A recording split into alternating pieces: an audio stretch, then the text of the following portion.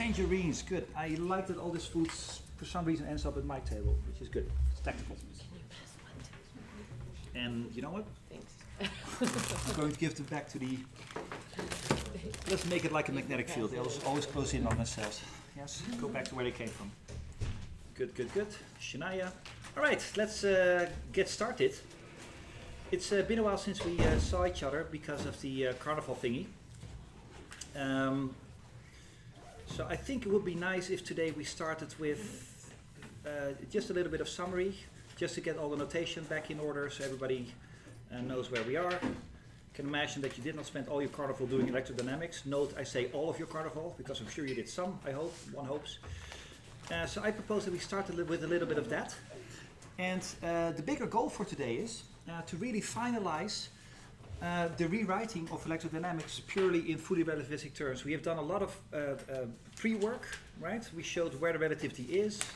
We made sure that the amount of equations were reduced to the amount that you actually need to do the relativity. But the most important step we did 2 weeks ago, if you recall, and that was we brought everything into the same notation as relativity has to be done in, namely that of 4 vectors and tensors. So that means we have all the ingredients, and to continue the metaphor, we now have to bake the cake and hope that it will be tasty and everything. It will be very tasty indeed, I can promise you, one hopes. We are going to end today with the final rewriting of electrodynamics purely in terms of tensors and 4 vectors. And once you've seen how that works, not only do you have everything that you need to know about relativity and electrodynamics in one series of equations, I hope you will also have gained a lot of extra insight on even more relativity that was hidden all this time in the electromagnetic field. So that's the whole plan for today. We're also going to talk about light itself, electromagnetic radiation. Right? We all know that light is an electromagnetic disturbance that we biologically are able to see, that nature has decided that we can pick up the oscillations, not so much the electromagnetic field itself, but the oscillations we can see. And it would be nice now we have everything in relativistic notation to just derive the properties of light from that. So we have a double goal today, finalize writing everything in terms of electrodynamics, relativity, 4 vectors, tensors, and then look at some properties of light. So, but let's first start with a summary. The summary being electromagnetism in terms of a differential equation which looks like this. 2 of them. I hope this is now extremely familiar to you. Okay? Now, everybody is clear on what the box means? Box squared? Yes. Indeed, that's what his name is. Box squared is second time derivative minus the correct. 2 time derivatives minus Laplacian. Right, this guy here. Squared. Good, thank you very much. Isn't it just the minus is the other way around? That's up to the user to define. Is there not also like a 1 over c squared before the time? Natural units, I guess. Yeah. Yes. So you prefer like this? That's how we wrote it, so I thought that's how it was defined. It's fine. It's the same thing, no? It's the same thing. As you know, in relativity, there's 2 ways where you can put the pluses and minuses, and it's up to author and convention to decide where you put the pluses and minuses. There's choice. Good. Hello.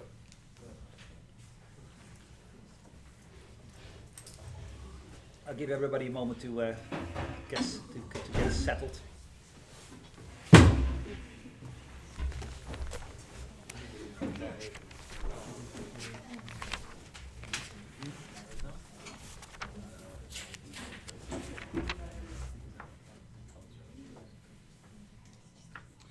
Good.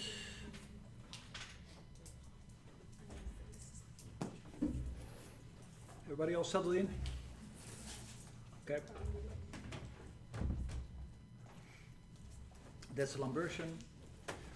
Now, can you remind me why all of this can be written in one fluent equation, which is this one? Stuff we've seen before, but I just want to know whether you still remember one of the biggest lessons of the class that we had before the carnival break. I got these two equations, right? We derived these directly from the Maxwell's equations. We had to invoke a gauge. We looked at gauge theory to make this happen. But once we got that, one of the biggest lessons that we did in the last lecture before the carnival break was that everything then collapsed into this one equation, but only under conditions having to do with four vectors.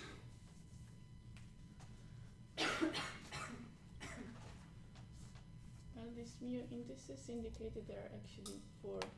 Correct. Yes. It's not that you take four numbers and you squeeze them into a thing, you put a little mu on top, like an index, and then you call it a four vector. Things are only four vectors if they have a particular transformation rule. And this is what you, of course, have to remember. Four vectors transform by definition on the Lorentz transform. So that means if you have four numbers, right, you have four numbers here, 1, 2, 3, 4, you measure what these numbers are, some numbers come out, now you go to a different inertial system. I'm in a different inertial system now. I once again measure these four numbers, I get different numbers because that's relativity. But if those numbers are related to in a particular way to each other, that is what makes it by definition a four vector. So let's write that one down, also just to summarize what we have seen in the lecture before, 2 weeks ago. If I tell you that some, let's go with a letter. I don't want to use B because of magnetic field. I don't want to use A either because of potentials. Che. Oh, there we go again. Good enough? Yeah. Okay, good.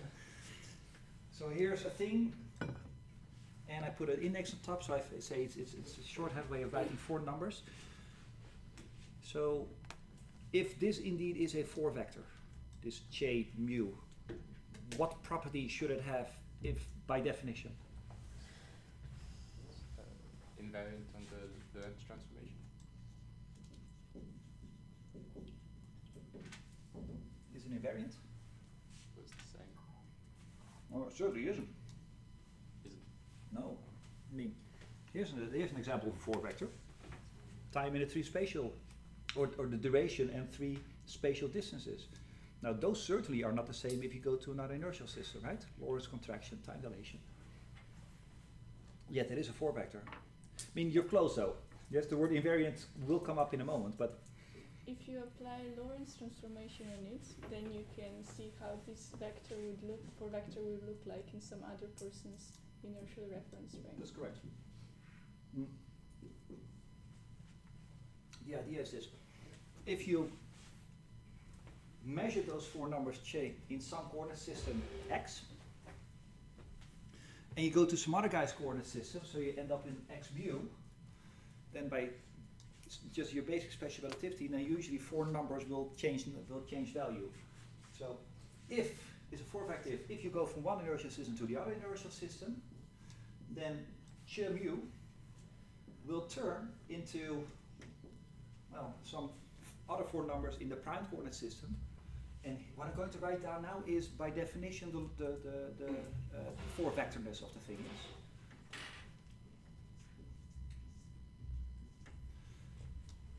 If your four new numbers, the numbers that you would measure in your new coordinate system x prime, follow from the numbers that you got in your unprime system by this particular transformation, which is the Lorentz transformation, right? It was the Lorentz tensor. If that is the case, then Ch is by definition a four vector. This is not trivial. I can name you many, many combinations of four numbers that do not obey this rule. Okay? So this is by definition what a four vector is. Again, this is all summary. You've seen this before. But you know, again, after 2 weeks, it's good to go through the notation, all these things again. So this is the definition. And because Joey brought it up, maybe it's a good idea to also say something about the invariance. Invariance, if you recall, means that if you measure numbers and you go to another guy's coordinate system, you measure the same numbers. That there are numbers that will not change value if you go from one inertial system to the other. Now, A 4 vector certainly does change. That's exactly what it says here. They will change values.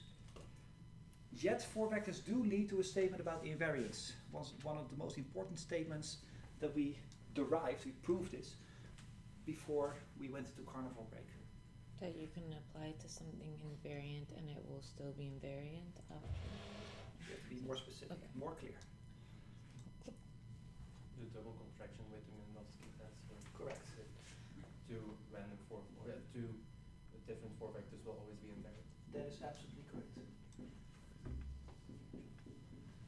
Here's a statement, we proved this, that if you have a 4 vector, here's our 4 vector, and you know what, let's take another 4 vector, we don't need to know what its physical interpretation is, we just need to know that it's a 4 vector. So can you give me another impossible Slovenian? To me that sounds exactly the same. Z with the finger. Okay.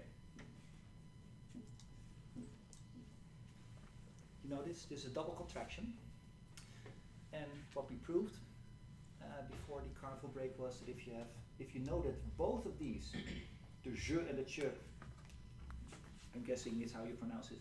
Sure, yeah. Sure. Okay. Sure.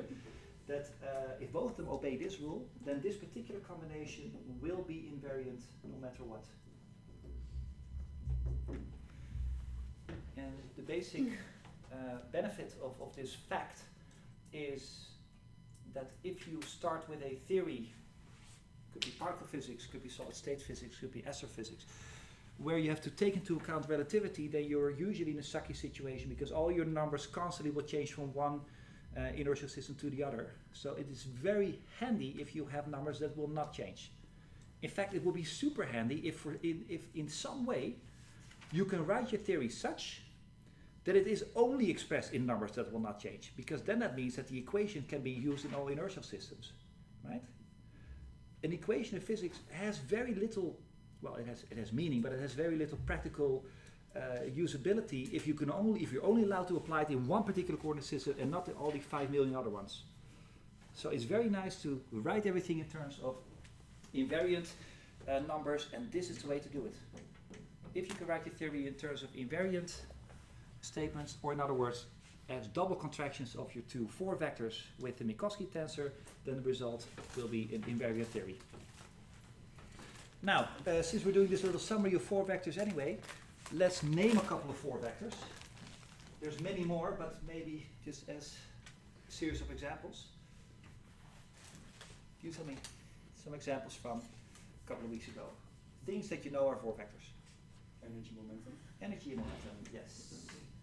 Energy momentum, which is going to be E and P. I think if we're going to put the C's back, it should be there. This is a 4 vector. You can easily, this one is actually quite easy to prove, because here's another 4 vector. It's time and position, or I should be more strict in my phrasing. Not time, it's not a moment in time, duration. The difference between two moments in time and the difference between 2 positions. So duration and distance is the way to put it. Yet they call it the position 4 vector. Yeah, that's dt, and the 3 spatial distances, and yes, there has to be a C somewhere. That will be over there. That's a 4 vector. In fact, this is the 4 vector. Yes. I mean, what we did in special relativity is that we took this guy, and then we proved that the Lorentz transforms apply to these. So if there's one thing that should be called the 4 vector, it's this one, because this is where we got the Lorentz transforms from, if you recall from period 2. Now, again, harking back a little bit to period 2, if you take this guy and you divide it by d tau, which is itself invariant, and you multiply it with m in special relativity period 2, you prove that this then becomes the energy and this one becomes the position. So that means if you know that this is a 4 vector and you only do operations on it that themselves are invariant, for instance, dividing by d tau and multiplying with m, those are invariant statements, you will end up by something that is also a 4 vector. So this, proving that this is a 4 vector from this one is actually quite simple. So we have two very good examples of 4 vectors. I have a notational question. Yes. Why do you say dx? Because it's a little misleading. Why don't you use r instead for x, y, and z? Because No, it's a good point. yeah. Yes. Yeah. There's the question is about notation. Yes, it's not about physics. I would say it's just a historical accident. Okay. Yes, I mean you're right. In other contexts, you would say a position in three-dimensional space you call R vector. Yeah. Yeah. Any other four vectors that you recall? Yes. The gradient for vectors, but I actually had a question about that. Yes. Is,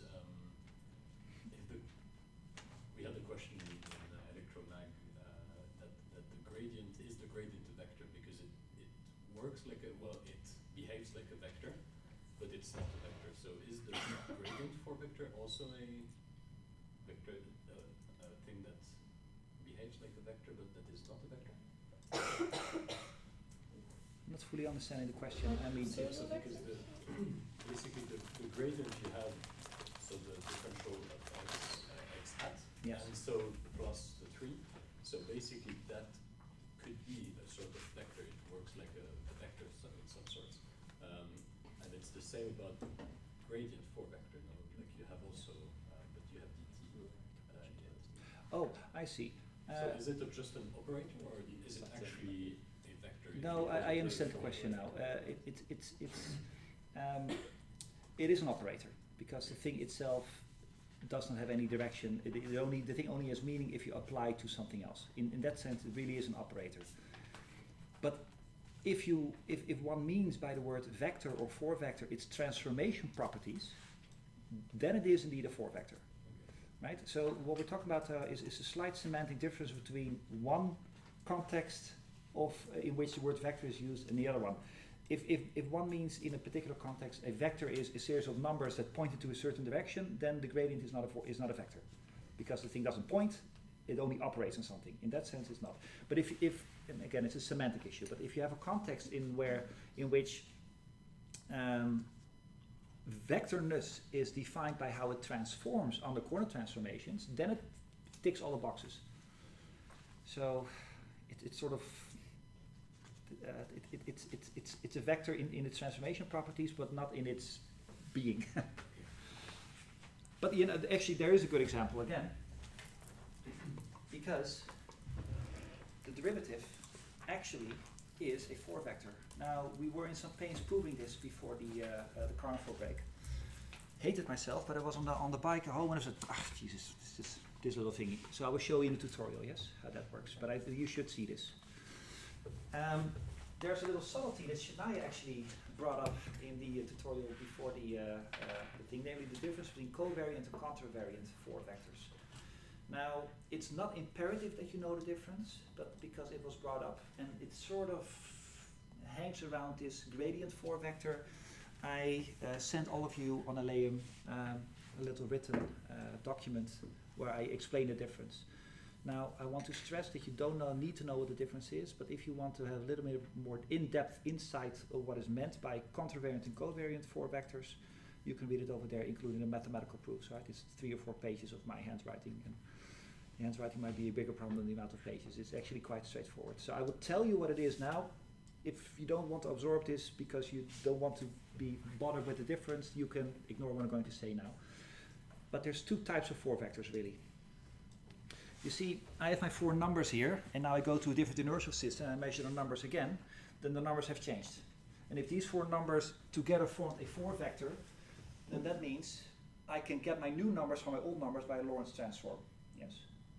Now you recall from special relativity that the Lorentz transform comes with a plus-minus sign somewhere, right? It's gamma, plus minus, The plus-minus is completely context dependent. Okay?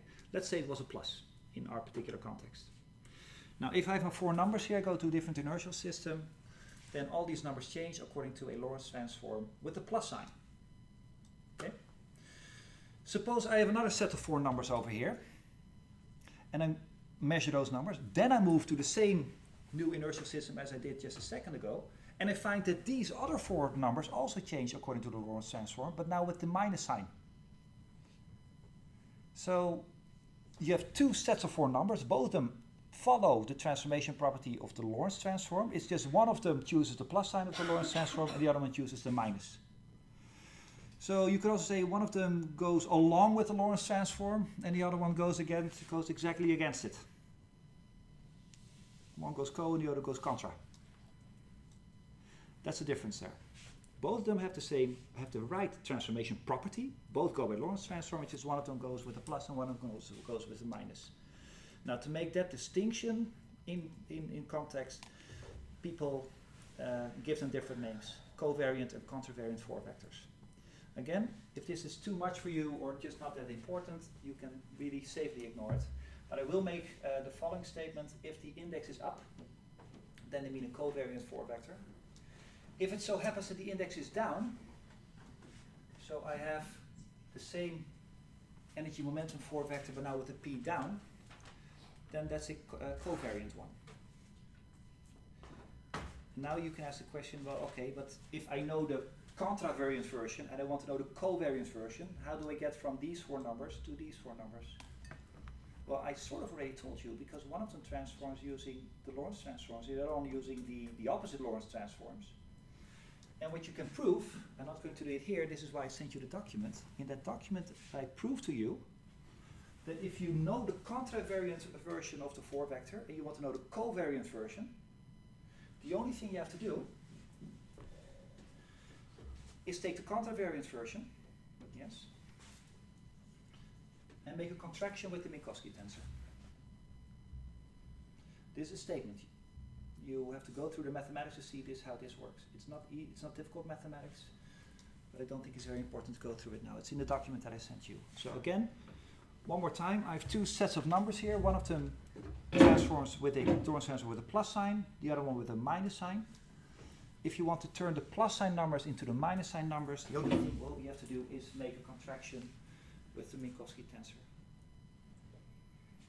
So if you want, that gives the Minkowski tensor sort of a new meaning. It's a thing that turns contravariant four vectors into covariant ones. Yes? And that's why when you, if I remember correctly, when you put a contravariant and a covariant together, you get something that's invariant. Absolutely, yes. Thank you very much. Because if we're going to do that right now, look, this was a statement that we proved before the carnival break. That if you have two contravariant versions and you double contract it with the Minkowski tensor, it gives you invariant. We proved this, yes? But with this new subtlety in definition, you might also say, you know what? These two together contracted should give you sorry, this is I used the words wrongly, I'm sorry. This was contravariant, but these two together, according to this definition, gives you the covariant version of it, yes? So using this definition, by notation, this will become P nu with the index downstairs. Then you might as well write this rule as not a double contraction of two contravariant four vectors with the Minkowski tensor, but as a single contraction between a covariant and a contravariant tensor. So the exact same rule, I'm not doing any physics here, I'm just using different notation. The exact same rule that we have here, you might as well also, I'm sorry, this should have been a should. You might as well have written as such. Yes? In most literature, you will usually find this notation. Again, it's the exact same thing on a different notation. Okay? Now, why do I bring all of this up? Because we were talking about the gradient, whether that is a four vector. It is. But, and here's the subtlety, the derivatives are actually covariant. So the derivatives are d dt in the Laplacian. We have to put the c somewhere, one of the c over here.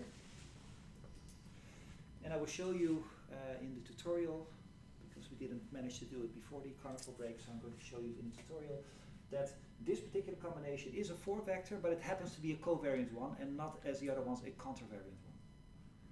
And for the people who can really remember from the lecture a couple of weeks ago, I already sort of used this because I said that if you want to have this guy upstairs, that's how I introduced it originally, I had to introduce an extra minus sign. The minus sign comes because of this this contraction. It gave you that extra minus sign from the Minkowski tensor. Now you will rarely, if ever, see the 4 gradient written as a contravariant 4 vector with the index up. You almost always see it written downstairs. And that's because it really has that property under Lorentz transforms, and I will show you in the tutorial. Okay? Now, having all of this, we can go back to where we were over there. Because look, what does it tell you about this guy? This particular contraction, given what we have on the board now. It's invariant. Now this thing is minus ddt squared. That's this, right?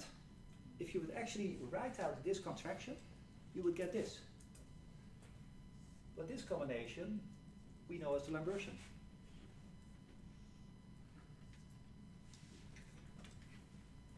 And that leads to a very, very, very important physical conclusion. So this is all just mathematics, yes? But now we go back to this equation. This guy, we now know is itself an invariant derivative. Now I want you to appreciate that this is not a triviality. The Lambertian consists of 2 time derivatives and 2 space derivatives in 3 directions. And you know from special relativity that the amount of space and the amount of time is not the same between 2 inertial systems. So it's absolutely not a given that a particular function of durations and distances together will make an invariant. But here it does. So the operator itself is an invariant.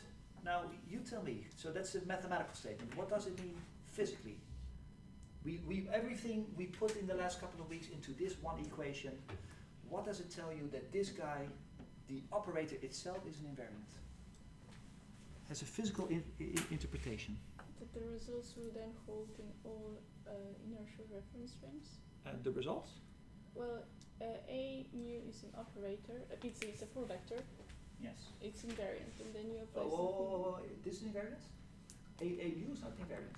Oh no. No, because it's a 4 vector, it transforms. Yeah, okay. Yeah. So a mu is not invariant. It's a 4 vector, so it transforms and will certainly not stay the same. So it's not the results that's going to be the same between inertial systems. Because hey, look, I have some scalar potential here, some vector potential here. But it's function on, sorry. No, go ahead. No, go ahead. But it's function on whatever vector it's being applied on. Like Sorry. the operation will be the same for whatever observer? Correct. Yes. This operator will be the same for all. But that means that not the solutions are going to be different in different inertial systems. That's bad. Well, that's not bad, that's just the way it is. But the good thing is we know exactly how they change, yes, using this. The fact that the operator itself is invariant tells you that the equation can be applied in all inertial systems. The solutions are going to be different, but the mathematics of the equation is going to stay the same. Do you see the difference between those 2 statements? Yes. No, could you repeat it? Yes. In fact, No. I get it in my own head. Okay. I try to say words. okay, you could not verbalize it? No. Somebody else dares to verbalize? Well, Because okay. people I can people say nodded it. in agreement. So Try. somebody. I can say it in my own words. Basically, this is like math is the language of the universe. This Lambertian function operator is applicable in any space and time and field, and it's going to do the same work on whatever we are applying it to. That's what I understand. Maybe it's wrong. The answer is not going to be the same, but what it does will be. Your last sentence is perfectly fine. It really is okay. Now, listen. In relativity, you always have to be very mindful that numbers change from one inertial system to the next. If there's one thing you should have picked up from special relativity period 2, it's that, yes? Numbers tend to change from one inertial system. And by the way, that's not even a statement about special relativity. That's also true in Newtonian physics. Yeah. some guy's kinetic energy is going to be is not going to have the same value if you yourself start moving, because your v is going to be different. So it's a fact of nature, if you will. The numbers tend to change between inertial systems. Yes. I also have another question. Well, I don't know if this is a big jump to make, Okay. but the fact that the Dahlen-Bertian is a second derivative, and in order to get something invariant, it would have to act on a sine or cosine term. Like, if that makes sense? I see where this is going, and there is a very deep connection there. Yeah. Like, because sine and cosine are two functions where if you take the second derivative, Correct. you Yeah, get yeah, something yeah, like that. Yeah. I'm very tempted to jump into that and just completely ignore the rest of the lecture, which I'm not going to do except for the next 2 minutes, okay?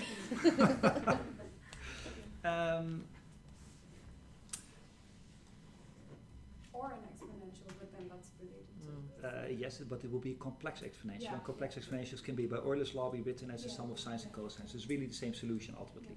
Okay. I'm going to say a short statement, but when we're going to talk about light in a bit, then it will come back. So let me give you a small teaser.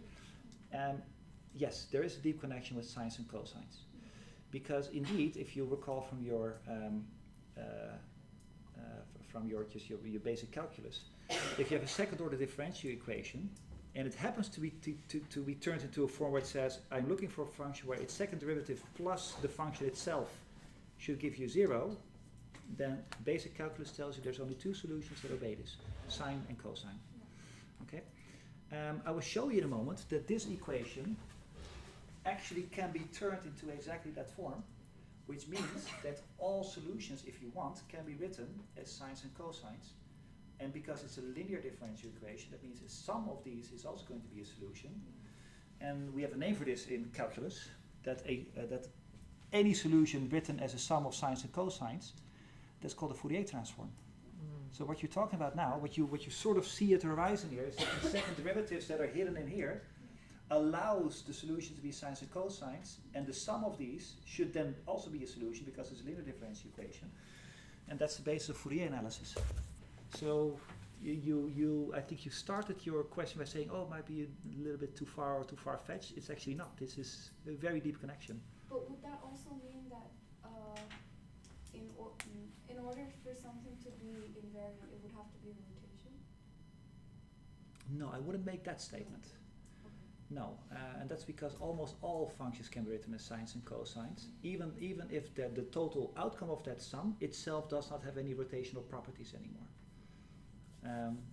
So what I'm hinting at here is a deeper theorem in Fourier analysis that tells you which of all the possible functions can be written as sines and cosines, and then you will find that even functions that themselves do not have a period can still be written in terms of functions that do have a period. So it's not that everything that comes out of this must have this oscillatory behavior. But it would be a good guess, right? I mean, a sum of sines and cosines itself should have a period or this oscillation property. That's not true. All right. So we have a deep connection. We have a deep thing here. What we have here again is that we know exactly if you have found the solution in some coordinate system, right? You found your A mu in some inertial system, and you want to know it in any other inertial system, you know how to do it. Because this is a 4-vector, and because this is a 4-vector, you know how to turn your 4 numbers into somebody else's 4 numbers. But so there's some relativity there already. But there's a deeper statement, and the deeper statement is, even outside of the solutions, the equation itself is invariant. It can be used in all inertial systems. So there's a double layer of relativity there. The equation itself holds in all inertial systems, and if you get a solution, you can easily transform it to any inertial system. Now, wouldn't it be nice if we had a general solution now for this thing, right? No, it would be a sucky situation if we had a general solution to this equation which would only hold in one inertial system. That would suck. It would be nice for the person in that inertial system, but not for all the 5 million other ones. But now we know that the Lambertian itself is an invariant operator. That means all other people are just as allowed to use this equation in their inertial systems, so the general solution that we might have holds in all inertial systems. Now, do you remember what the general solution of this guy was? 1 over 4 pi integral of source dependent on r dash and retarded time over r. Okay. Now, here's the thing. I'm going to pretend as if I completely heard what she said. It's very difficult to hear somebody verbalize a formula and then write it down verbatim. Yes, that doesn't work. What I wanted to say was I'm going to pretend that I heard you and I'm going to recite it from my own memory, okay? This would be J U.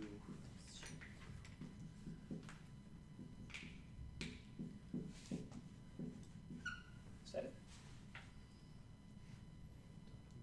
With the retarded time? Yes. And retarded time was usual time divided by this, right?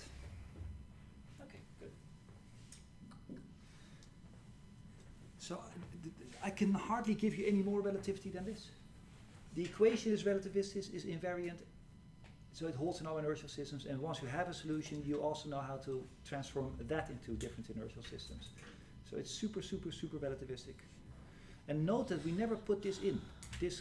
All of this followed mathematically simply from the Maxwell's equations.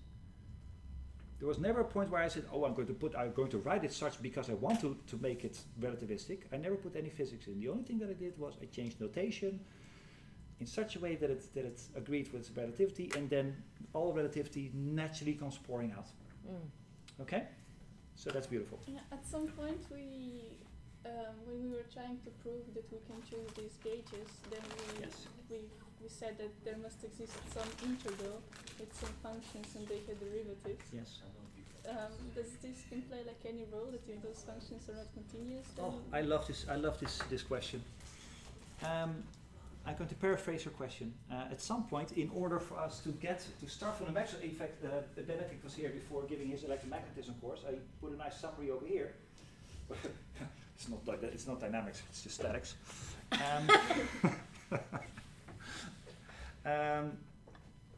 And here you have the Maxwell's equations, right? Here's Gauss's law. I'm sure. Oh, it's just electrostatics here. There's not even magnetostatics. Let's stick with the electrostatics now. Yes, here's Gauss's law, which, as you know, is just a rewrite of one of Maxwell's equations, the first Maxwell equation. In order to write all of this, obviously in terms of this, at some point we had to invoke a gauge. Right? In week 2 we talked about gauge theory, that you had a freedom in your potential formulation to rewrite your vector and scalar potential such that your E and B fields are still the same. It's just that your mathematics looks much more easy. And as far as the only measurable things, namely your E and B fields, have never changed, you're perfectly free to do this. Right? This is what we call gauge freedom in physics. And I think your question now is, yes, but in order to fix the gauge that brings that expression into these expressions, we have to fix a gauge. But maybe the gauge, the choice of the gauge itself, was not invariant. What if our choice... I'm sorry. Yes? What? At some point we have introduced all these beautiful new words and sentences. What if the choice of the gauge was not invariant? Yes. Well, of course it's not invariant, right? Why?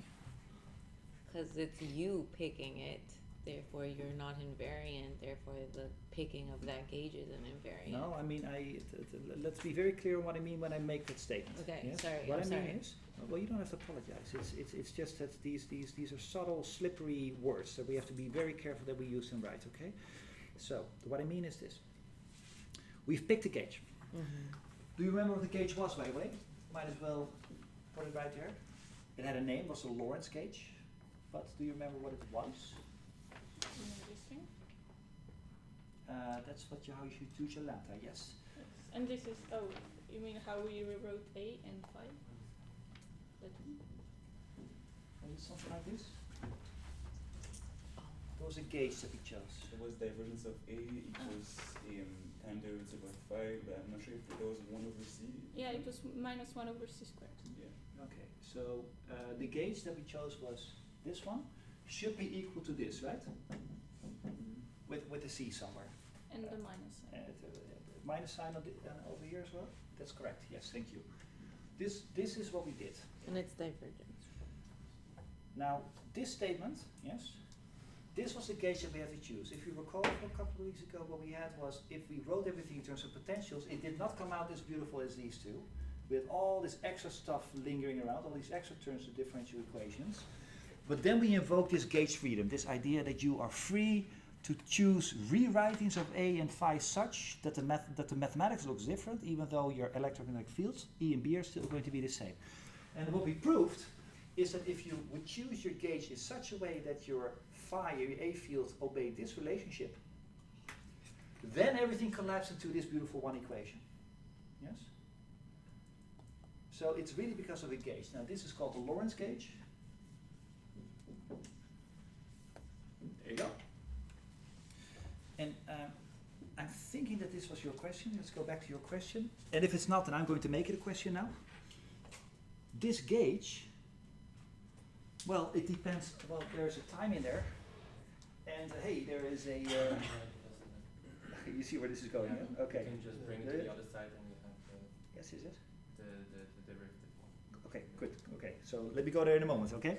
For the people who are not seeing it already, here's the question that I'm asking.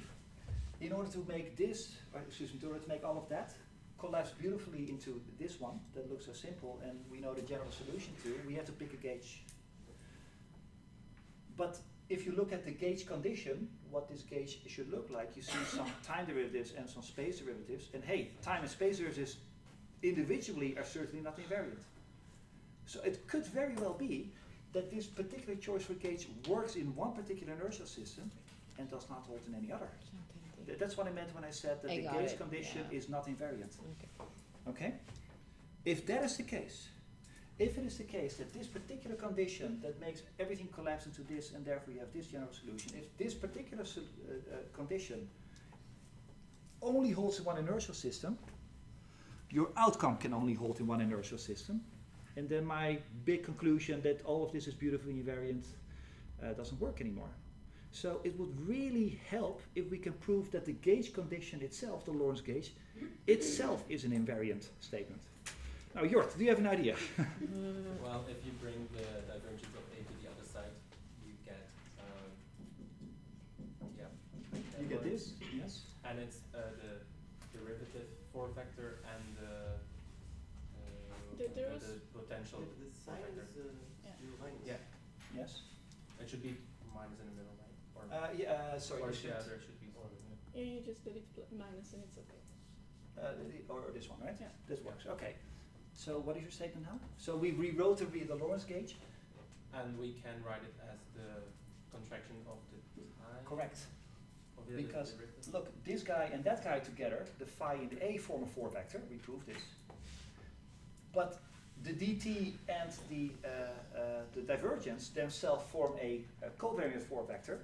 So this condition you can write as a contraction between a covariance four vector operator and this one. Now, is there anything that comes to mind now when you see a covariant and contravariant four vector being contracted? An invariant. That's an invariant. So that means the condition that we needed to make things invariant, the condition that we needed to make everything collapse into this one beautiful equation, the condition we need is itself invariant. So we don't have to worry that, oh, but wait a minute, maybe if we go to some other inertial system that we cannot have picked the Lorentz gauge. Nope. Even that is invariant. So let's add that the third layer of relativity on our equation here, yes? One of them was the solutions. There were four vectors, so you know how to transform. The second one was the derivatives. The operator itself is an invariant one, so it holds in all coordinate systems. And the condition to get this equation itself was an invariant condition. That's at least three layers of relativity right there in that equation. Wow. I hope you get a sense why we call this relativistic electrodynamics. Okay? Now, how beautiful is that? Okay, so. Can I have just one extra question Yeah, here? of course.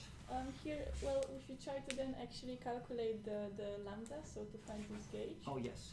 and then you have to do some integral that also has some derivatives inside. So I guess some of the functions must be continuous, or otherwise you would get infinite.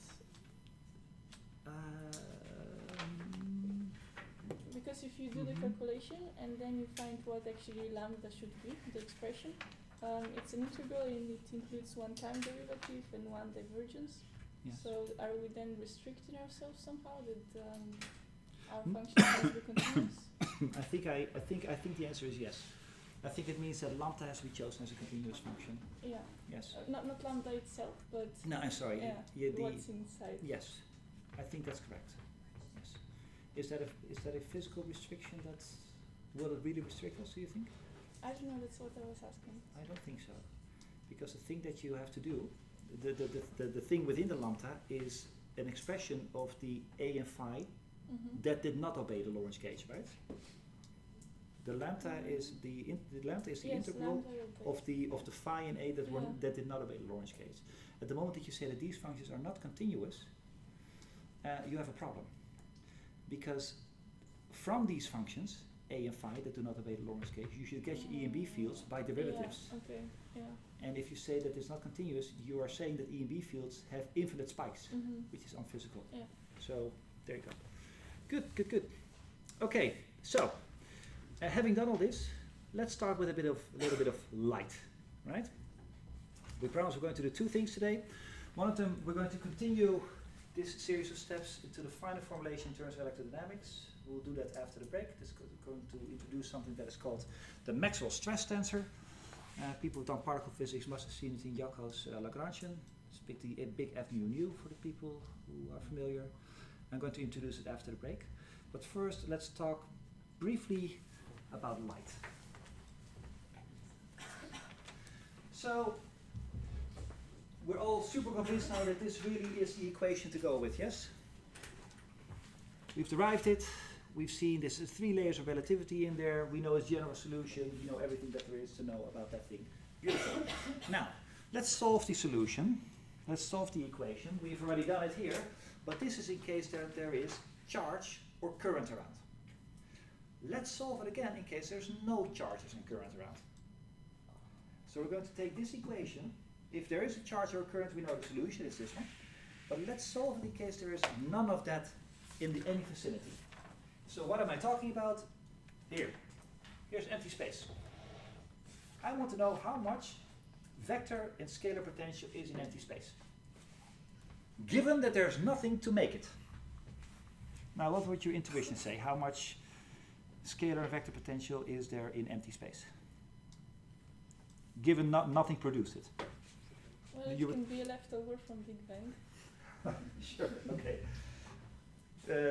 0 maybe, yes? You're right. Okay.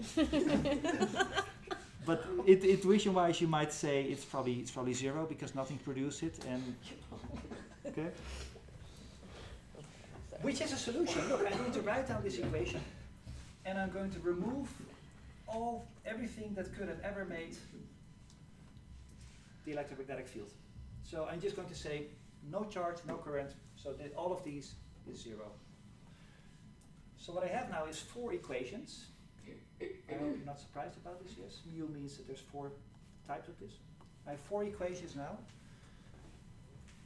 And all of them, when you apply the Lambertian on it, should give you 0. Okay? All right. Question.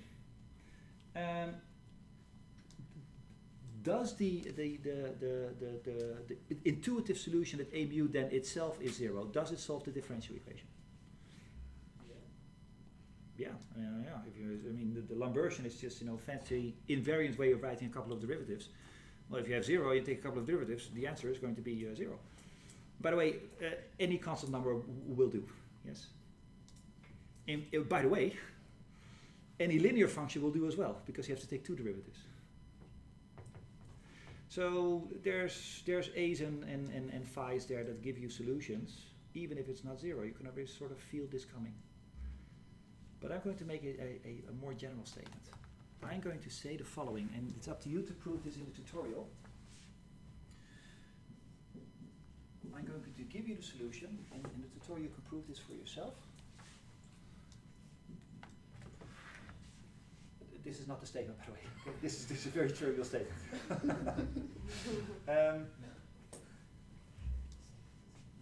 This guy should depend on space and time, yes? The statement that I'm now making is yes, it should depend on space and time, but this differential equation forces the way that A will depend on space and time to be necessarily in the following way.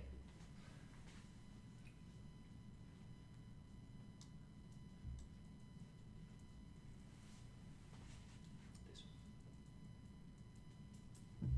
Now, if this looks surprising to you, that's why we have the tutorial. You can work this out. You can prove this by just taking this guy, substituting in here, and doing the derivations, and just check whether the outcome is indeed 0. And you will find that the answer is yes. So if you can wait until the tutorial to see this happen, for now just please accept it. It says that in complete vacuum, you can have solutions, not the trivial ones, right? A mu itself is 0 or a constant or something like that. Any function can come out. As long as that function, doesn't matter what it is, could be a sine, could be a cosine, could be a tangent, could be a logarithm, could be a logarithm of a tangent, whatever you want, as long as you make sure that the way that it depends on space and time is this particular combination. That's a mathematical statement. That's just the retarded time, isn't It isn't. No, because the retarded time, it has a similar structure, yes? T minus something over C. I agree with that. But this is a very particular distance. It's the distance between you and me while you are sending something towards me. This is any position in space. Right? This R is really, if I'm the observer and you're the guy sending me an A field, then this R is our mutual distance. This could be any point in this room. Now this is so that's a mathematical statement, but here's a physical result of this fact, of this mathematical fact. I'm going to make the statement and see if you can see why that is given this particular mathematical form. This says, it's a physical result here, it says that a mu, whatever the function is, logarithm or tangent or whatever, will move through space and time with the speed of light.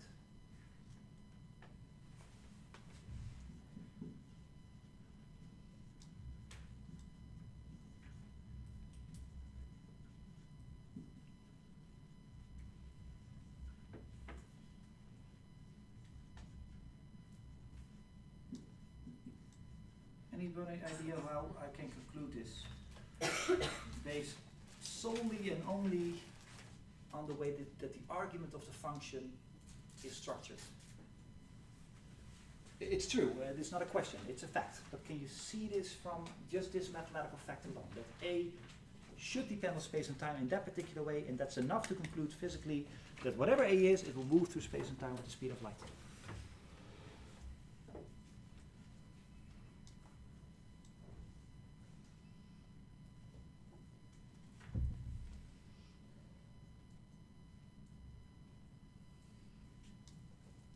Difficult to interpret?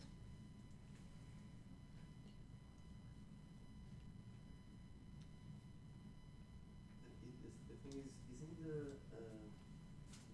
Lambertian equation with the right hand side equal to 0 already a form of wave equation with speed c? That's true. We call the Lambertian equation equal to 0, we call that the wave equation. That's true. For the people who have done vibrations and waves with Chris Pauli, I'm sure you've seen this equation. Maybe not in relativistic notation, but it's the same equation. 2 space derivatives and 2 time derivatives with a minus sign in between. So in that sense, that's true, yes. If you already knew from vibrations and waves or so that it's the wave equation and therefore the solution moves with a particular velocity through space and time, that's correct. But maybe you can see it from the equation alone. Could you maybe say that if you would input there 0, then this would then give you 0, and if you set t plus minus x over c equals 0, and then you would modify the equation, you would just throw around parameters, you would find that c equals x over t, and x over t is the velocity, so if it's, so the thing that obeys this must then move with velocity that we see. I think that's a good way of saying it. We have to structure it a little bit better, the phrasing, but the idea is correct. Now, I think it's nice to also do this one in tutorial, so you can just, by making a couple of drawings for yourself, see it happen. Yes, don't worry, you will see this by the end of today. Now, so I'm really asking you now to accept 2 little factoids of me before you have seen it in the tutorial. So let's go through them one more time. Sourceless Lambertian equation. That means in case of electrodynamics that you say I'm looking at a piece of space and time where it's absolute vacuum, there's nothing making this electromagnetic field, then the mathematics tells you that yet there can then still be a scalar field and a vector field, scalar potential, vector potential, and not just that, that scalar and vector potential will move through space and time with the speed of light. So apparently if you really trust Maxwell's equations, it tells you that empty space can carry electromagnetic radiation or electromagnetic something, and that the something must move with the speed of light. That's what you find here. Now you might say at this point, yes, but you haven't proven that the electric field and the magnetic field go with the speed of light. You've just proven that the vector potential and the scalar potential move with the speed of light, yes? But you know how to make a vector, how you make an electric field and a magnetic field from the potentials. It's just a derivative away that will not change its velocity properties. So what we have here is that apparently nature allows empty space some electromagnetic field as long as it moves with the speed of light. That's what you find here, just from the mathematics alone. That's strange, huh? Could you repeat that statement? Yes, that apparently the Maxwell's equations, I mean we have to do some rewriting, but here we are, tells you that nature apparently allows empty space to have an electromagnetic field as long as that electromagnetic field moves with the speed of light. That's what we find here. Now, that is a little bit, if you think about it, it's a little bit weird. Because if I tell you I have this oscillation of water in empty space, I have an oscillation of water without there being water, you will be very surprised if I would say something like that, right? Or if I say, I have this thing, it's called a sound wave, and it even propagates in absence of molecules. That would be strange. Do you by empty mean that it has no mass? And in case of sound, I really meant there's no molecules for sound to do the bouncing. That sound's just bouncing molecules. Yeah, but like in general, do you by empty mean the no mass or? By empty, I literally mean no mass, no radiation, no anything. Yes. And this is what you see here. I mean, we can talk about the subtleties of what exactly is a vacuum in quantum field theory, but we are not talking about quantum mechanics. This already is at classical level true. It's also true in quantum mechanics, by the way. But think about how strange this must have been for these people who were developing electrodynamics. That is, wait a minute. We have accepted now that there's a thing called an electric field and magnetic field. We've also accepted that you can give it perturbations and they move through space. But now we find that even if you have an empty space, there's nothing to perturb, you can still have something moving through it. But I feel like it would only make sense. Why? Well, it's just what I believe. Mathematically I can't give you a reason, but just because we create what we think is an empty space doesn't mean it's an empty space. It's just what we as humans can conceptualize as a vacuum. Yeah, but does nature care whether we conceptualize as something or? Well, we can't ever really even. There's no such thing as completely empty space. I don't think. Like even if we can't, like even if we know all of these different fields, there's still going to be more that we can't even fathom that exists. Oh yeah. Oh no, that might be true. And that's how I feel like these people are like, oh, how is this existing? No, that's fine. I mean, if you have an empty space like I drew here, and you're saying, well, there might have been some stuff that we're not aware of, that's fine. But what I see here is that if I take an empty space, well, let me make my point slightly differently. What I see here is there's absolutely no coupling. The only way that our Maxwell's equations can make an electromagnetic field is due to charges and currents, yes? And now you say, yes, but there might be something else that could have made these waves, right? Or something else that we are not aware of that made this. That's fine, but apparently, but I never built it, so your unknown stuff, I never built it into the theory, yet the theory produces this. So that means either the theory already knew about the unknown stuff, but how can that be if I built it without it? Is it the theory or the math? Is there a difference? I don't know. Is there? That's a good question to drop on the next first year students in their liberal arts and sciences lectures. Now, to make the final statement, and then I think we've made a completely full circle, even though you might not be seeing it, but maybe once I've made that statement, you will see how much full circle we have made. Yes? We find here that things in empty space, electromagnetism in empty space moves with the speed of light. Okay? We found that. What we've also found is that because this is invariant, that means that this conclusion must hold in all inertial systems. Agreed? So what we find now is that not only do things go with the speed of light, we also find it must go with the speed of light in all inertial systems. Does that sound familiar? I hope the answer is yes. Is there anything else that you are aware of that goes with the speed of light and does so in all inertial systems? Any place else where you've ever heard this? Sorry? Light itself? Gravitational waves. Oh, sure, also gravitational waves. Maybe special relativity. Special relativity starts with that assumption. Special relativity starts with the assumption, right, or the measurement, or if you will, that there is a particular velocity built into nature that will be the same regardless in what inertial system you look at it. That's exactly the conclusion that we draw here. This is why I say full circle. We have ended up at the starting point of special relativity. We found by mathematical means alone that in empty space, not only do you find stuff that moves at the speed of light, but because the Lambertian is an invariant statement, it must move with the speed of light for all observers. And that's exactly the starting point of special relativity. No matter what book you read, yes. Does the theory also say that there actually exists something that moves with C, or that if there is something, it must move with C? Well, that is a good question. The question really is, and that's actually related to your philosophical question, this is the maths, but who says that nature, is it the case that nature by this, or that maths by these derivations gives this as a possibility, but then decides not to use it? Or is it so that if you've done the math, then nature has no choice but to take that option? No, it's a real question. Yeah, it's a real question. Yeah, I mean, the fact that you have a mathematical solution, that the math brought you somewhere, and that is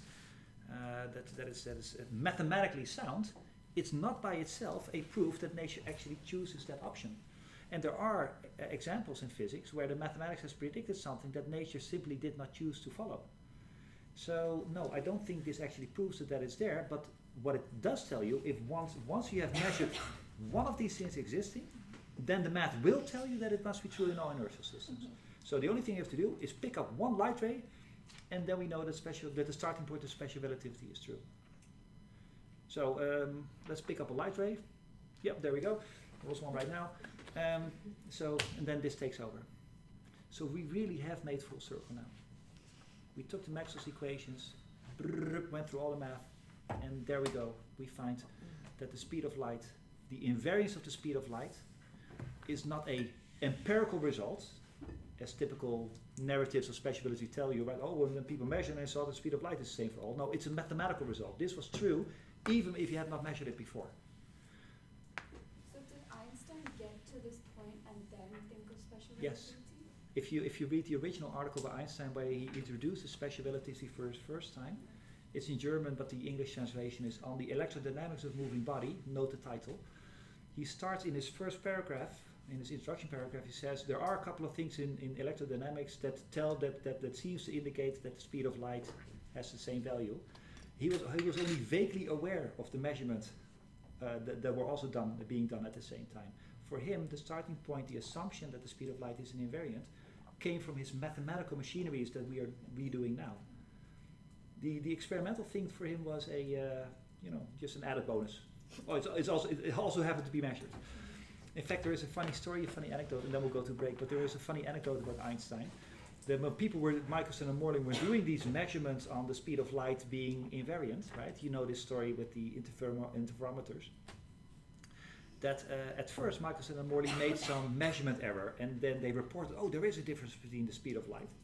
And Einstein had already published this.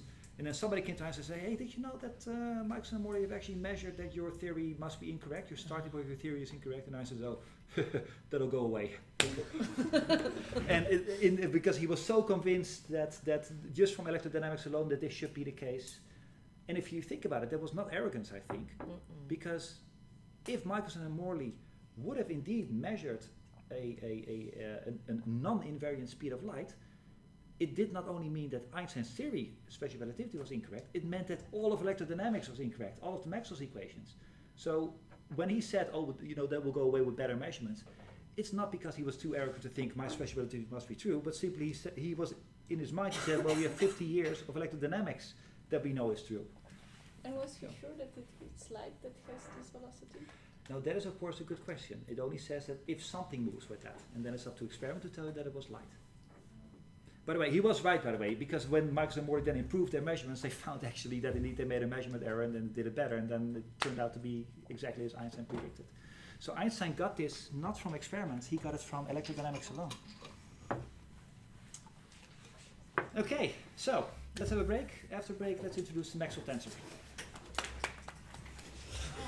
Okay, I'll give you one back. Yeah. Maybe if it happens again, maybe I'll text you. I think I have to. That's the serious. Okay, I propose we continue.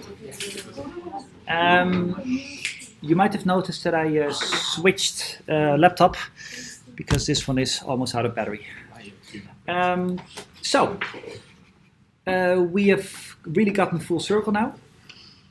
We start with electrodynamics, rewrote in terms of 4 vectors and everything, and ultimately we end up with the fact that apparently electromagnetism allows things to move through empty space with the speed of light, and that irrespective, and that's the important part, irrespective of which inertial system you do the measurement, which is again the starting point of special relativity, the invariance of the speed of light. So it really is a really nicely closed circle now. You might now at this point ask yourself, okay, but I haven't specified what the thing looks like. I just tell you that whatever shape this AMU has, it will move at the speed of light. Now, does anyone have an idea of where the thing gets its shape? This equation tells you if it has its shape, how that shape will move through space and time. Where does it get its shape from? Sorry? Cosine sign? When you were talking about this is where the cosine sign. No. No, but it is related. It was Shania's comment, right, with the Fourier transform. It is related. I'll make the connection in a moment. As in Lagrangians. So you minimize an action and you end up with the shape. But Lagrangians give you rules of physics. It doesn't give you solutions to the equations. It gives you the equations that... But if you find the most optimal form for example, minimizing energy, and then give you a shape. what's maybe the most optimal shape? That works if you want to install your new couch somewhere in your house. Okay, then the things have an optimal shape. What shape are we talking It's about? the shape of AMU. I guess you can try taking these derivatives so from the version, and because they are partial derivatives, right? They're not like Yes. derivatives. And then you can try to use, because the A depends on different variables, and then you can try to do the derivatives and see how the form changes. No, but this is my statement that we're going to prove in the tutorial, and that is that your trick will work on every shape. So it cannot help you to determine a shape. It will be true for all shapes. The shape of a From the original shape, Maxwell equations, that the magnetic field is going to move a bit, so it has to create an electric field. Actually, that is quite related to what we're going to do after we've settled this matter, but it's not quite the answer yet. There's a question there, namely, how do electromagnetic fields change from one inertia system to the next? We'll do that in a moment. It's actually if you have something that moves through space and time, empty space and time, then it goes with the speed of light. And my question now is, okay, but where does the thing, so from this, the empty spaceness gives you how it moves. It doesn't tell you what it looks like. And what it looks like, well, it's actually it's quite simple. Well, what a thing looks like is determined by what made the thing, right? Oh my god. It's a thing. No, I didn't say anything spiritual here. I mean, this is.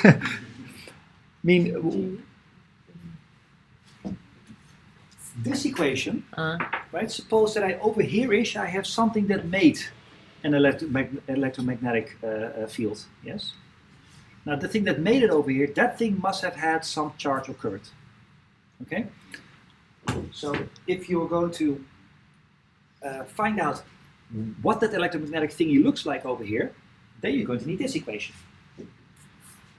What we now find is that at the moment that this shape that has now been determined by J, the current and the charge that was over there when the shape was created, when then that shapiness thing has detached itself from the place where the current and the charge was, right? Suppose that I have a certain amount of charge and current here, but it has this nice edge, and at the other side of the edge, there's no charge and no current anymore.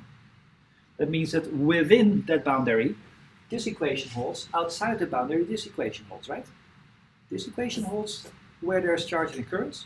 If I have now a situation here where the charge and currents end at this barrier here, then on this side of the barrier, you need this equation. And on the inside of the barrier, where there are charge and currents, you need this equation.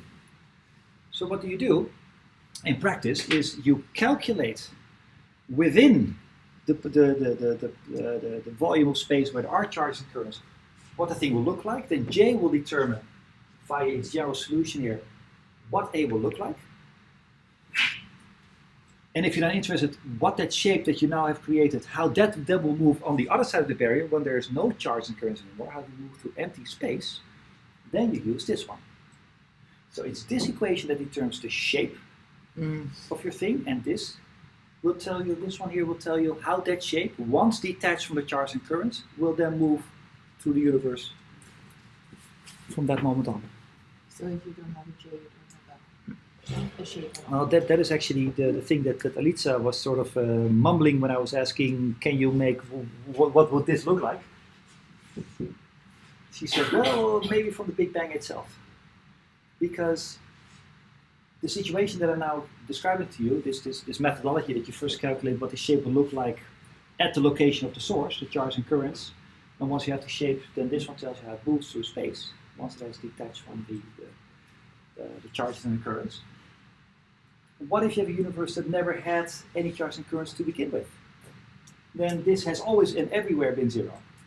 And then the mathematics tells you, well, that there could still have been, apparently, there are still solutions possible. And then everybody's guess is as good as everybody else's. Because then you lack the equation that tells what the shape is, and it must be some God-given shape then, apparently. Or just zero, or whatever. So what we see here is you might even have a universe that came pre-baked with some initial shape of electromagnetic radiation. Right? And then it's up to very clever cosmologists to come up with the reason why that shape and not one other one. But electrodynamics allows for a universe that got created in the complete absence of any charges and currents, yet have some pre-built-in shape already. That is absolutely mathematically possible. So, yes? The question so how far did you answer that? Now I just have this image of this video that I saw when a radio like creates this electromagnetic wave. Yes. Radio, I guess. It had the charges that moved from one side to the other and made this sort of magnetic wave, and then it cut it, and then the thing could move through space. Yes. And that's also what when electrons do when you go to a higher state and then goes back down. Is that what happens? So you go up and down, and so you have a charge that moves. So actually, you create this up and down motion that just then happens. By up and down, you don't mean in quantum mechanics jumping between quantum levels, right? That's not the up and down that you mean. Well, I haven't done quantum physics, so okay. I don't know. All I know is about like. I haven't seen the video that you're referring to, but what I think is that you're talking about is an antenna. Yes, exactly. If you have an antenna which has very little to do with quantum mechanics, it's just electrons being moved up and down through the antenna. That is actually a very good example, because as the electron moves up and down, then you have a charge and a current aroused, right? The charge is the electron, the current is how fast it's moving up and down. Then this equation will tell you what the electromagnetic wave will look like. It will tell you a mu, depending on how fast and in what direction the antenna points and everything. But the electromagnetic wave created will then detach itself from the antenna, and from that moment on, this one applies. So the shape then is determined by the up and down movement of the electron. That shape will retain, but that shape will move with the speed of light. Not necessarily. That depends on how the electron was moving up and down. Yes. So you can have non-sign. No, absolutely. Yeah. That was actually the base of Shania's question. You can make any function come out. There's no restriction in these equations that tells you a mu should be a sine or a cosine, or even a periodic function to begin with. But you can also put them in periodic function terms. That was the answer to Shania's question, that even non-periodic functions you could write as a sum of periodic function, and that's what we call Fourier analysis. So that's not the same as saying therefore every wave is a sine or a cosine. It's just a mathematical statement that every non-sine and cosine wave can be written as a sum of sines and cosines. By the way, you can also make an electromagnetic wave that is actually a sine, if you make the electron move up and down in just the right way. And in fact, that's what they do with actual antennas, because they make the thing go up and down, but they do a little bit extra too. Namely, they make the frequency with which it goes up and down, right? A perfect sine has a perfect frequency, one valued frequency. But you can also make the frequency itself change by small amounts as it goes up and down. So it will be a sine, it's just that the frequency of the sine itself changes. So that means the sine isn't this beautiful symmetric shape, but it will look much more like this. So here's a sine with a particular frequency, and then the next oscillation the frequency will be slightly different, and then we'll go back to the original frequency. And you can make this wave just by making the electron go up and down the antenna first a little bit faster than a second later. And you get an electromagnetic wave that comes out that will also have sort of this property, move with the speed of light. And this, by the way, is what we call FM in radios, frequency modulation, right? FM, AM. It's frequency modulation. Because you can store information in it. If you could tell the other guy who's going to detect these gravitational waves, you say, you know what?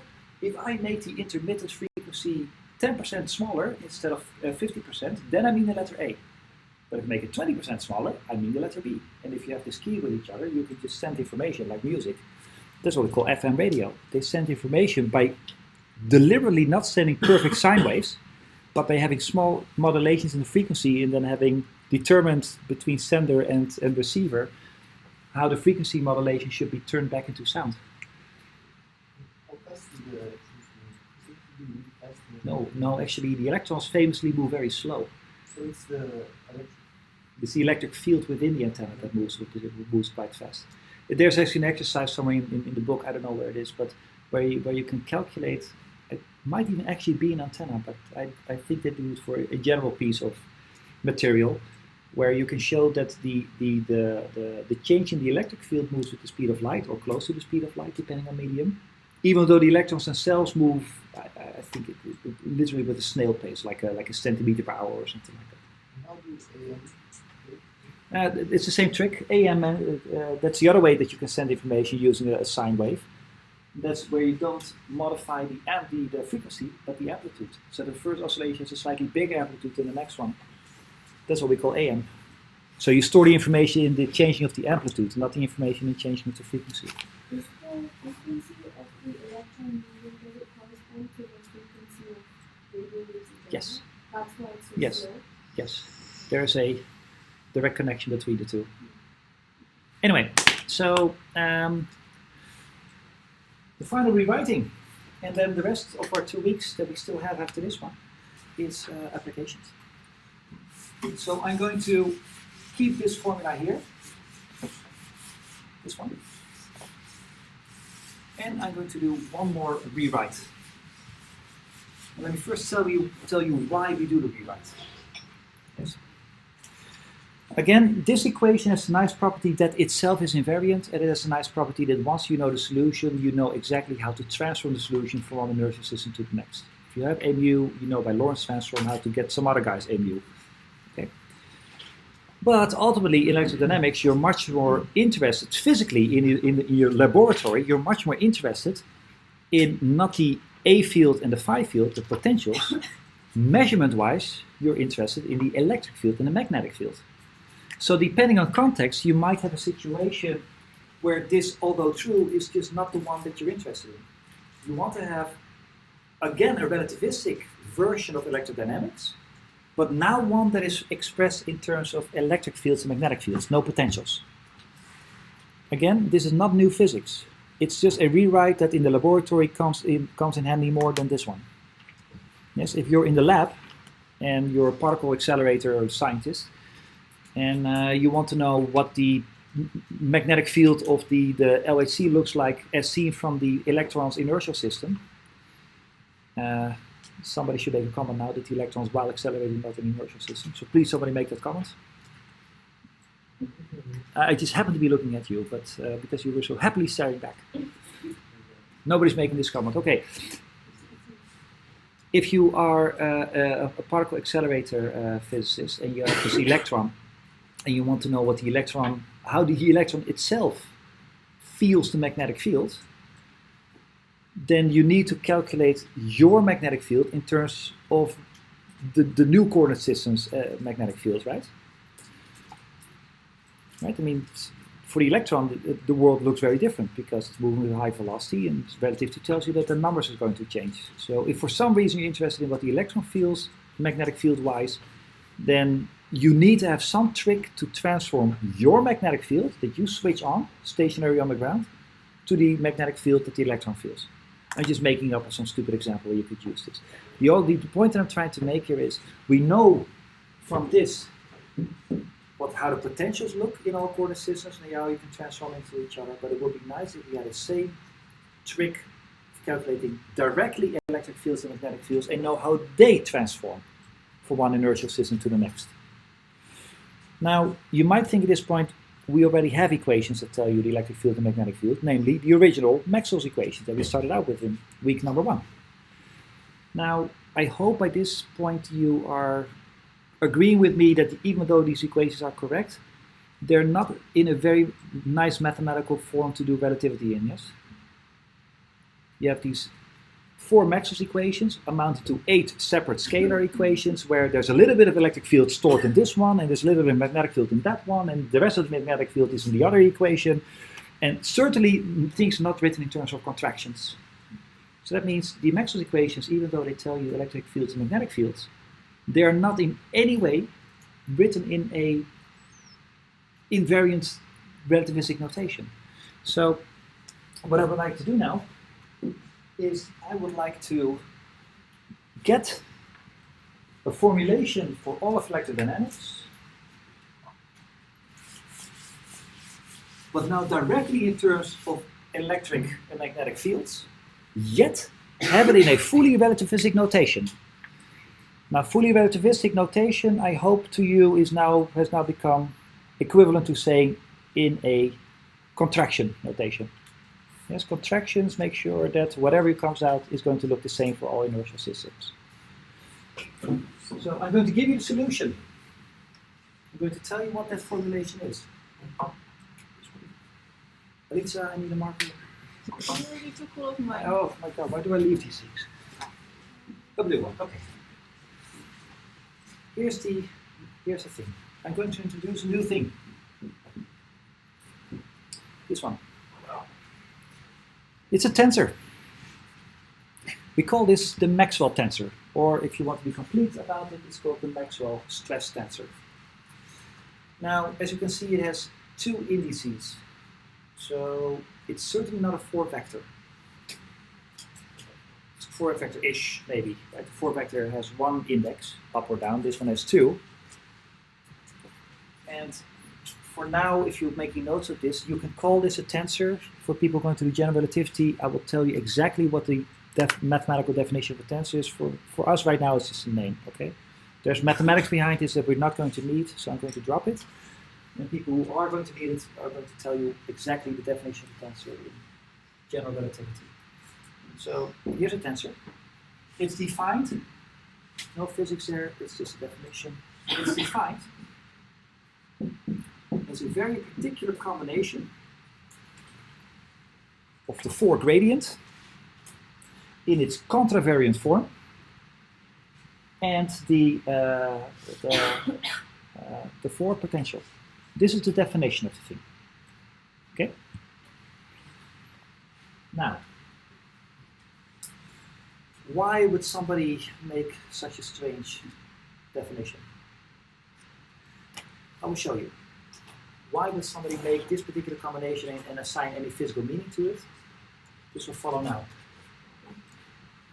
Of this f mu nu, this tensor, I'm going to take the contraction with the 4 gradient. So it comes itself with a built-in 4 gradient, but of the outcome, I'm going to take again the contraction with a 4 gradient. So I'm going to have my f mu nu here, and I'm going to take the contraction with another 4 gradient, yes? Now, if I do this, then the 4 gradient in its covariant form, and I'm going to put in my definition now for the Maxwell tensor, which is this.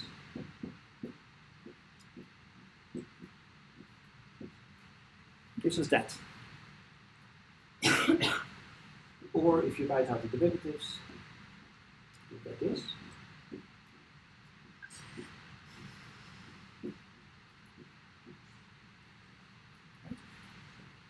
The only thing that I did in the second line was that I took the derivative and applied it to both terms.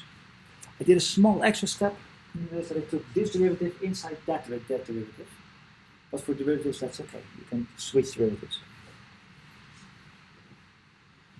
Now let's look at what we have now. What is this? d mu, d mu. That's Lambert, any variant. So I get here this thing, right? Plane. W0.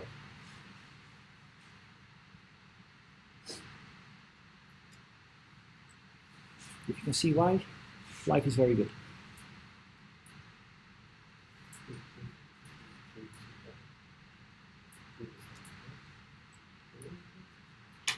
Well, we had it on the board before I erased it, yes. In fact, it's still there if you look closely, somewhere. We are looking at the board now. What is he talking about? Let me give you a slight It's not the full derivative 0. This thing, even inside the derivative, is already by itself 0.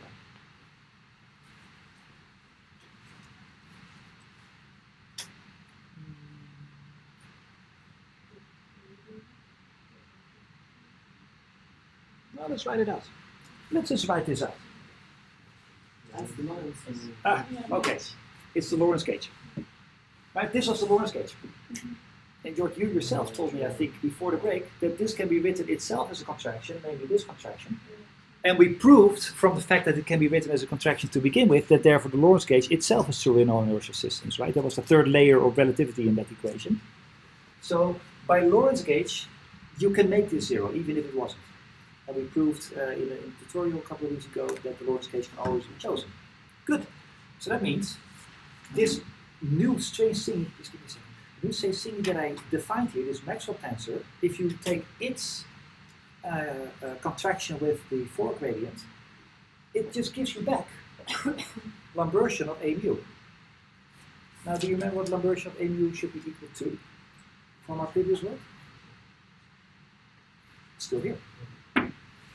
So what I have now is that I can write this equation in a slightly different form if I wanted.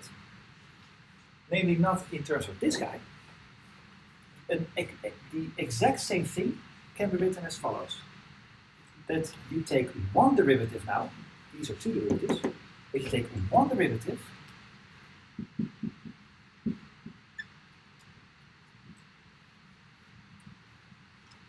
Here's the exact same formulation as we have here. Or sorry, it's the same physics, but in a slightly different formulation.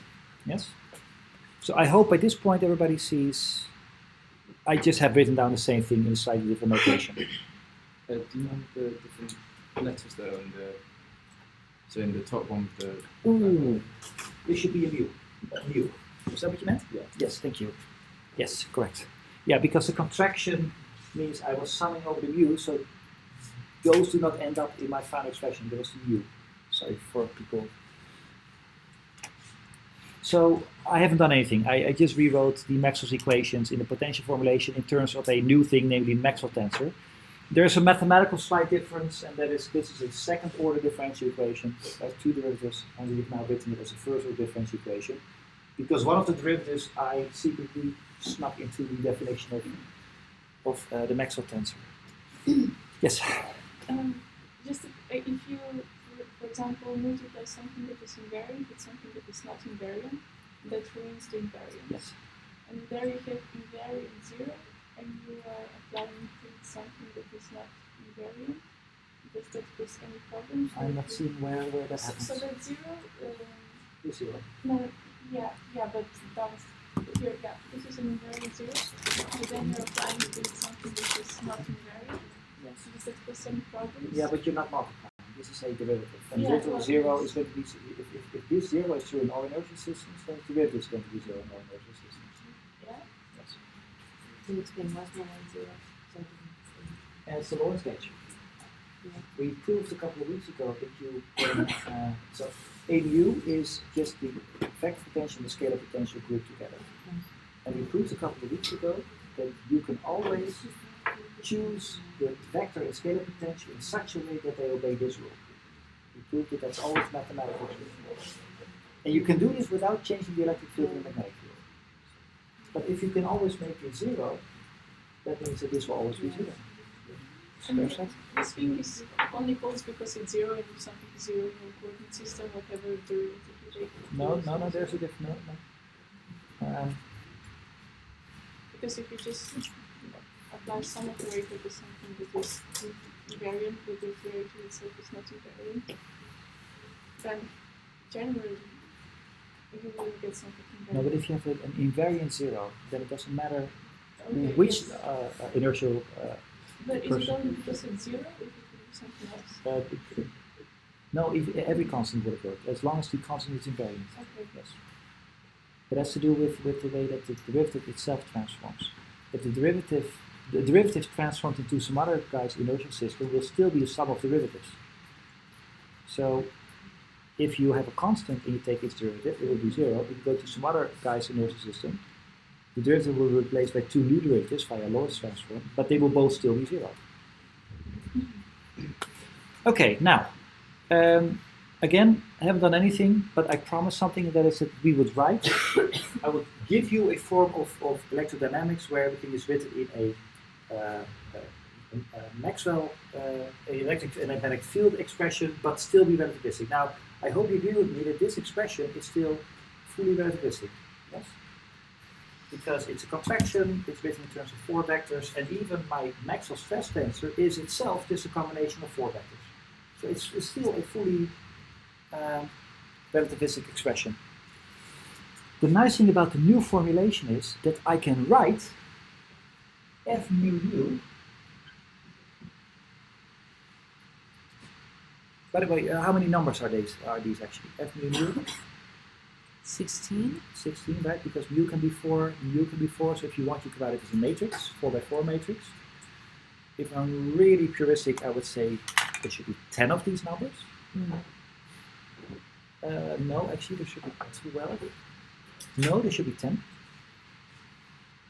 No, there's less. Sorry, there should be 6. 6 numbers. Now, you would say 16 because there's 4 times 4 numbers, 16. But look at the definition. If I would swap the value of mu and the value of u, yes, I would get back the same thing. If I would swap this mu by the u and this u by a mu, and I do the same thing here, I get the same expression with a minus sign. Oh, yes. So from my definition, I immediately find that f mu u is the same as minus f mu. I almost wrote it Christopherson. So that means that of the 16 numbers, if you know a bunch of them, you also know the other bunch by minus sign.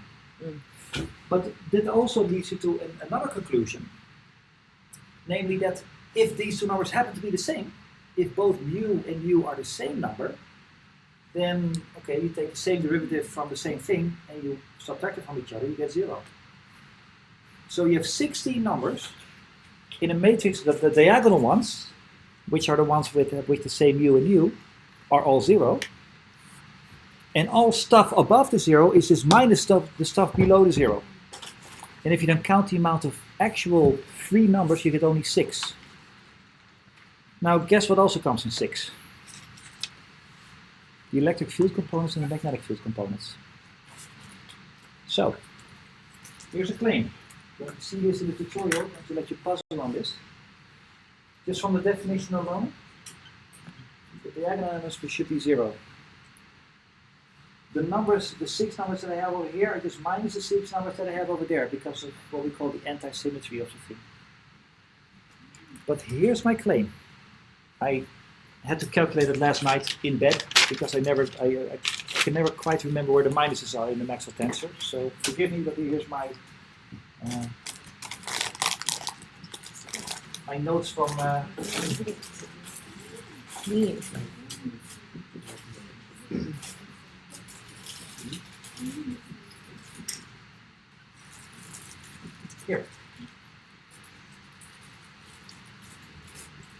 In the tutorial, we will prove that the numbers above the diagonal line, those 6 numbers, are just your electric and magnetic field components.